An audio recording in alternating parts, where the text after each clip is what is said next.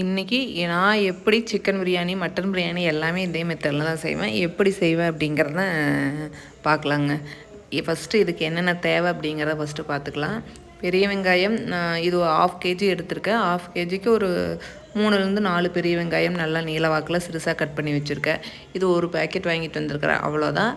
நீங்களுக்கு கொஞ்சம் காரம் அதிகமாக சேர்த்திக்குவோம். பச்சை மிளகா உங்களுக்கு காரத்துக்கு தகுந்த மாதிரி போட்டுக்கோங்க.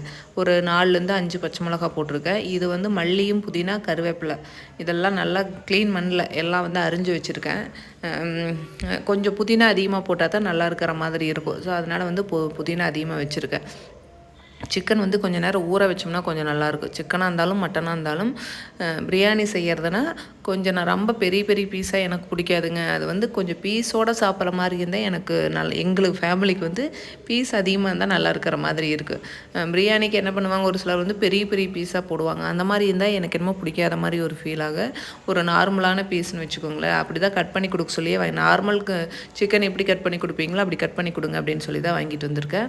இன்றைக்கி வந்து பாஸ்மதி வேணுடா அப்படின்னு நினச்சிட்டு சீரக சம்பா போட்டு செய்யலாம் அப்படின்னு செஞ்சுருக்கேன். பாஸ்மதி இல்லாத சீரக சம்பா பொன்னி இந்த 3ல் ஏதோ மாற்றி மாற்றி செய்வோம். ரொம்ப நாள் ஆச்சு சரி இதை செஞ்சு அப்படின்னு சொல்லிட்டு பாஸ்மதியே செஞ்சுட்டு இருந்த மாதிரி இருந்தது. சீரக சம்பா செஞ்சுக்கலாம் அப்படின்னு சொல்லிட்டு சீரக சம்பாவும் ரொம்ப பழைய அரிசி ஆயிருச்சு. கொஞ்சம் நேரம் அரை மணி நேரமாட்ட ஊறவே வச்சாச்சு.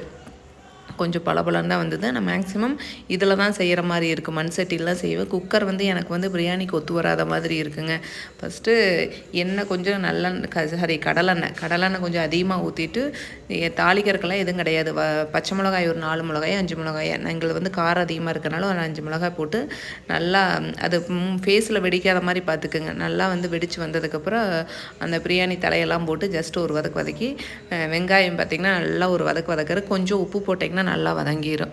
நல்லா வந்து நல்லா கலர் மாறினதுக்கப்புறம் தக்காளி வந்து ஒரு 3லேருந்து 4 தக்காளி போட்டிருக்குறேங்க. 4 தக்காளி போட்டு நல்லா வணங்கினதுக்கப்புறம் இது என்னென்ன உள்ளே போடுறேன்னா இது வந்து கரம் மசாலா வீட்லேயே அரைச்சி வச்சுருக்கிறது. மிளகாத்தூள் வந்து வீட்லேயே அரைச்சது. காஷ்மீர் மிளகாத்தூள் அந்த மிளகாத்தூள் இந்த மிளகாத்தூளுங்கிறாங்களா அதெல்லாம் இல்லைங்க. நார்மல் மிளகாத்தூள் தான். இந்த கலரெல்லாம் இருக்கிற கலர் என்னவோ அதை அப்படியே சாப்பிட்டுக்குவோம். கலர் இருந்தால் தான் பிரியாணி நல்லாயிருக்கு அப்படிங்கிற மைண்ட் செட்டெலாம் எங்களுக்கு இல்லை. நான் எப்போவுமே கரம் மசாலாவும் வாங்க மாட்டேன். வீட்டில் தான் அரைச்சி வச்சுருக்கேன். அதில் ஒரு 2 ஸ்பூன் போட்டுக்கிட்டேன். 2 ஸ்பூனில் 1 ஸ்பூன் போட்டேன். அப்புறம் இதெல்லாம் கொஞ்சம் உள்ள போட்டுட்டு அரைச்சி ஊற்றுனது என்னென்னா இஞ்சி பூண்டு வரமிளகாய் கொஞ்சம் அதிகமாக போட்டுக்கிட்டேன். இவ்வளோ தான். அந்த 3 மட்டும்தான் அரைச்சி போட்டு எல்லாமே ஒரு வதக்கி விட்டு சிக்கன் கொஞ்சம் வெந்ததுக்கப்புறம் தயிர் கொஞ்சம் மிக்ஸ் பண்ணிவிட்டு புதினா மல்லி இதெல்லாம் நல்லா ஒரு கிளறி விட்டு எல்லா தலையும் போட்டு கிளறி விட்டு தயிர் கொஞ்சம் மிக்ஸ் பண்ணிவிட்டு கொஞ்சம் வேக வச்சதுக்கு சிக்கன் வெந்து வந்ததுக்கப்புறம் அரிசி போட்டு ஃபுல்லாகவே உப்பு எல்லாமே இருக்குதா அப்படின்னு சொல்லிட்டு செக் பண்ணிவிட்டு நெய் கொஞ்சம் அதிகமாக ஊற்றினா கொஞ்சம் நல்லாயிருக்கும். நெய் அதிகமாக ஊற்றி சிம்மில் வச்சு நல்லா க்ளோஸ் பண்ணி வச்சாச்சு. இது வெயிட்டுக்கு பார்த்தீங்கன்னா எங்களுக்கு இடிகள் இருந்தது. ஸோ அதை தூக்கி மேலே வச்சுட்டேன், அவ்வளோதான். வேறு எதுவும் கிடையாது. இது வந்து ஃபஸ்ட்டுருந்தே வந்து அதிகமாக வச்சு சிம்மில் வைக்கிறதெல்லாம் கிடையாது. எல்லாமே செஞ்சதுக்கப்புறம் ஃபுல் சிம்மில் வச்சாச்சு. ஒரு 1/4 மணி நேரம் இருந்ததுனாவே ஓகே. அப்புறம் ஆஃப் பண்ணி ஒரு 1/4 மணி நேரம் இருக்கும். அதனுடைய ஹீட்டுக்கே அது சரியாக போயிருங்க. மண் சட்டியினுடைய ஸ்பெஷல் வந்து ரொம்ப நேரம் இருக்கணுங்கிறதில்ல. ரொம்ப நேரம் விட்டுட்டோம்னா அதை செய்ய தெரியாது செஞ்சோம்னா எல்லாமே தீஞ்சு போயிடும் அப்படிங்கிற மாதிரி ஆயிரும். சரி அது பாட்டுக்கு அந்த வேலை நடக்கட்டு. இங்கே வந்து முட்டை வேக வச்சுருந்தேன். முட்டை வந்து காடை முட்டை இருந்தது. சரி காடை முட்டையுமே கூப்பருக்கு தனியாக செஞ்சுட்டேன்.